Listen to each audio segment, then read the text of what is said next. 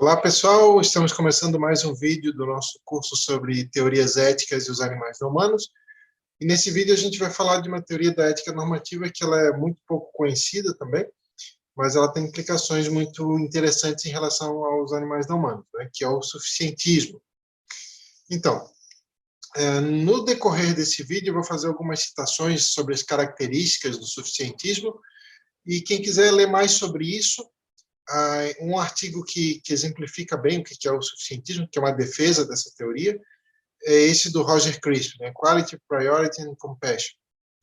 E ele já defendeu algumas implicações lá em relação aos animais não humanos. Então, vamos ver algumas características do suficientismo. O suficientismo tem como meta que todos os indivíduos tenham o suficiente, né? O suficiente para ter uma vida minimamente satisfatória. Daí o nome da teoria. Né? O suficientismo se preocupa em diminuir a desigualdade e priorizar quem estiver pior no caso dos indivíduos que ainda não têm o suficiente. Então, essa é uma semelhança que a gente vai ver aí do suficientismo com o igualitarismo e o prioritarismo, que são outras duas teorias da ética normativa que a gente vai ver em outros vídeos. Mas, como a gente vai ver logo em seguida, o suficientismo também tem diferenças em relação a essas outras duas teorias. Mas o suficientismo também se preocupa em diminuir a desigualdade e priorizar quem estiver pior, mas no caso de indivíduos que ainda não têm o suficiente. Então, para o suficientismo, é crucial, né, esse estabelecimento de uma linha limite de bem-estar a partir do qual a vida é suficientemente boa. Isso está lá no artigo do Crisp. Né? Então, relembrando, né, essa linha limite vai dizer o ponto a partir do qual a vida é suficientemente boa. Né? E em relação aos que estão abaixo dessa linha, né, que estão com o nível de bem-estar abaixo dessa linha limite, o suficientismo vai estabelecer alguns critérios para determinar de quem que é prioridade, né, em ter o seu bem-estar melhorado. Então, são 3 critérios. Tá? O primeiro depende do quão longe cada indivíduo está dessa linha limite, ou seja, quanto mais longe estiver, maior a prioridade que ele tem em receber ajuda. Né? Depende também de quantos indivíduos forem beneficiados, né? Quanto mais indivíduos que estão abaixo dessa linha limite de bem-estar forem beneficiados em cada ação, mais fortes as razões para a gente escolher o curso de ação que vai beneficiar a maior quantidade de indivíduos que estão abaixo dessa linha limite. Né?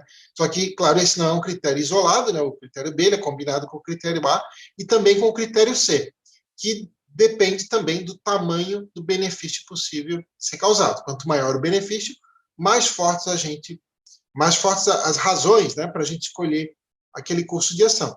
Então, o suficientismo, né, faria um balanço desses 3 critérios na hora de estabelecer a prioridade. Né? Isso, lembrando, em relação aos indivíduos que estão com nível de bem-estar abaixo da linha limite.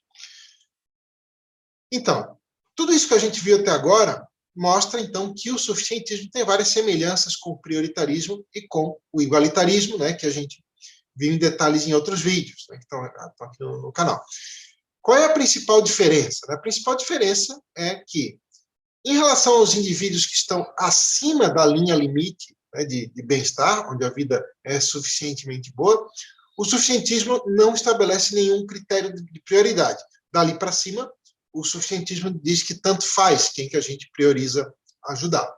Já o igualitarismo e o prioritarismo, não. Eles vão discordar disso e vão defender que sempre tem critérios de prioridade, mesmo que sejam em relação a indivíduos que já estão bem acima lá da linha a partir da qual a vida é suficientemente boa. Mas o suficientismo não. Então, o suficientismo ele estabelece critérios de prioridade somente para aqueles indivíduos que estão abaixo da linha limite, a partir da qual a vida é suficientemente boa. Acima desse limite, diz que tanto faz. Então, nós vimos em outro vídeo uma outra visão de ética que não chega a ser uma teoria normativa, porque ela nunca foi desenvolvida enquanto teoria normativa, mas é uma visão possível e muitas pessoas se baseiam nesse critério, que é escolher aquela situação onde tem a maior quantidade de indivíduos com vidas positivas.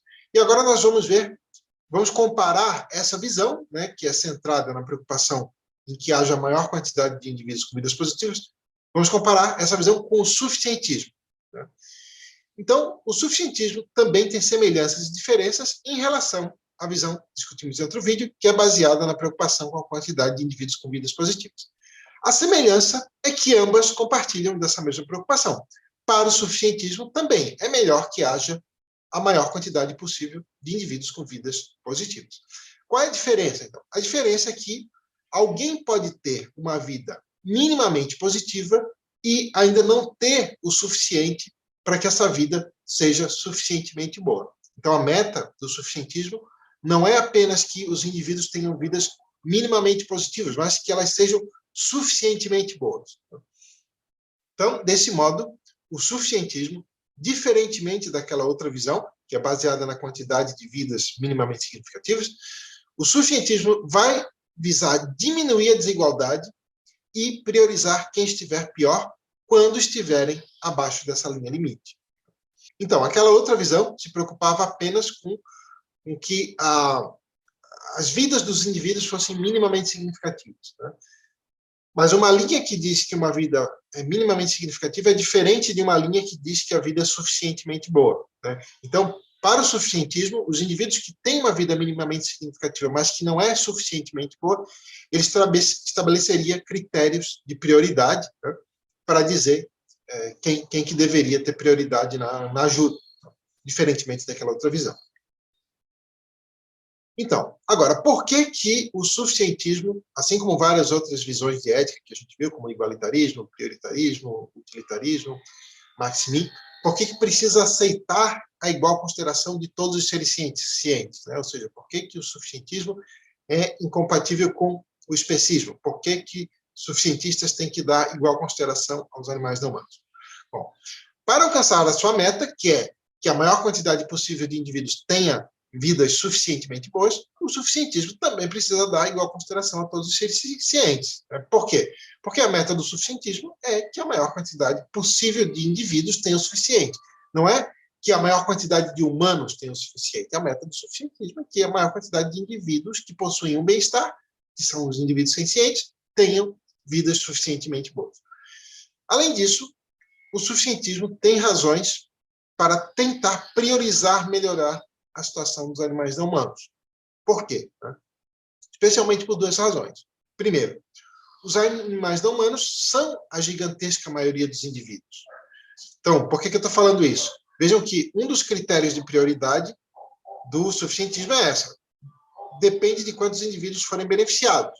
Então, como os animais não humanos são a gigantesca maioria dos indivíduos, e eles estão muito longe, geralmente, dessa linha limite, então o suficientismo implicaria em dar uma forte prioridade para melhorar a situação dos animais não humanos. E tem outra razão, né? Geralmente, os níveis de bem-estar dos animais não humanos estão muito longe do que poderia ser considerado uma vida suficientemente boa. Na verdade, a vida dos animais não humanos, da vasta maioria deles, da gigantesca maioria deles, é muitíssimo ruim, né? Porque, lembrando, ou os animais não humanos nascem geralmente para serem explorados pelos humanos, né? A vasta maioria é explorada, por exemplo, para consumo, uma grande quantidade deles nasce na chamada produção industrial de animais para consumo, onde eles têm sofrimento desde o momento do nascimento até o momento da morte, sofrimento intenso, né? Ou eles nascem na natureza. A maioria das pessoas não sabe, mas a maioria dos animais que nascem na natureza nasce apenas para sofrer intensamente e morrer pouco depois. A maioria das pessoas não sabe disso porque, quando pensa em animais da natureza, não pensa nos animais que são representativos da vida padrão dos animais na natureza. A maioria das pessoas tende a pensar em animais de grande porte, né, como zebras, leões, elefantes, etc. Esses animais têm poucos filhotes por vez e os filhotes recebem muito cuidado parental. Isso aumenta bastante as chances desses animais sobreviverem. Ainda que esses animais também estejam sujeitos a muitas doenças, fome, sede, desastres naturais, etc. Mas o que acontece é que a maioria dos animais não se reproduz dessa maneira, pelo contrário, se reproduz maximizando a quantidade de filhotes, né, tendo aí na casa dos milhares ou mesmo milhões e mesmo muitos milhões, dependendo da espécie, né, se a gente for ver em termos de anfíbios, répteis, peixes, insetos, aracnídeos, crustáceos, etc., e se reproduzem nessa enorme quantidade e em populações estáveis, a média de sobreviventes geralmente de 2 por ninhada, né? Então, todo o restante nasce para sofrer e morrer pouco depois. Então, Dada essa situação dos animais não humanos, o suficientismo tem razões para tentar priorizar melhorar a situação dos animais não humanos, especialmente porque os animais não humanos são a gigantesca maioria dos indivíduos e, geralmente, seus níveis de bem-estar estão muito longe do que poderia ser considerada uma vida suficientemente boa. Na verdade, geralmente, a vida deles é muito ruim. Bom, esse foi o vídeo sobre o suficientismo. Obrigado para quem assistiu até agora e um abraço. Tchau.